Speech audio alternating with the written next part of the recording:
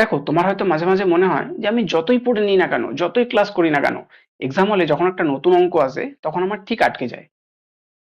এই যে বিষয়টা, এই বিষয়টা এখন তোমার হচ্ছে, একটা টাইম আমারও হতো। এটা কোনো নতুন বিষয় নয়, এটা সব একার ক্ষেত্রেই হয়, যে যার কাছেই পড়ুক না কেন, সব স্টুডেন্টেরই এই ব্যাপারটা হয়। এই ব্যাপারটাকে ওভারকাম করতে গেলে তোমাকে কি করতে হবে?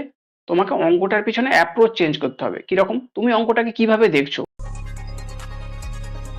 অঙ্কটা করার প্রসেস। আর হ্যাঁ, অঙ্কটা টাইম দিতে হবে, অঙ্কটার প্রতি তোমাকে টাইম দিতে হবে। কি রকম বিষয়?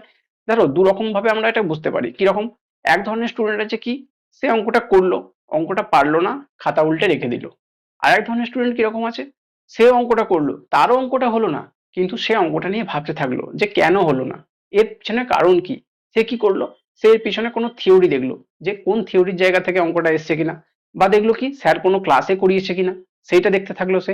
এইভাবে সে যদি ভাবতে থাকে না, দেখবে একটা টাইম পর তুমি যে যে অঙ্কগুলো করছো আর যে অঙ্কগুলো পারছো না, এর পিছনে তোমার ইকুয়েশনটা চেঞ্জ হয়ে যাবে। কিরকম? দেখবে একটা টাইম এরকম করতে করতে তোমার পারার হারটা বেড়ে যাবে, না পারার হারটা কমে যাবে। দেখো, এটা তুমি বুঝতে পারবে কিরকম? যখন ধরো ছোটবেলায় তুমি সাইকেল চালিয়েছো, বা ধরো সাঁতার কাটা শিখেছো, তুমি কি বলতে পারবে কোনো একটা পয়েন্টে যে ওই পয়েন্ট থেকেই আমি সাঁতার কাটতে শিখে গেছি, বা তার আগে আমি জানতাম না সাঁতার কাটতে? এরকম বুঝতে পারবে না। করতে করতে এটা অটোমেটিক হয়ে যাবে। তোমার একটা টাইম পর তোমার পারার হারটা বেড়ে যাবে, না পারার হারটা কমে যাবে। তখনই হবে তুমি আসল চ্যাম্পিয়ন।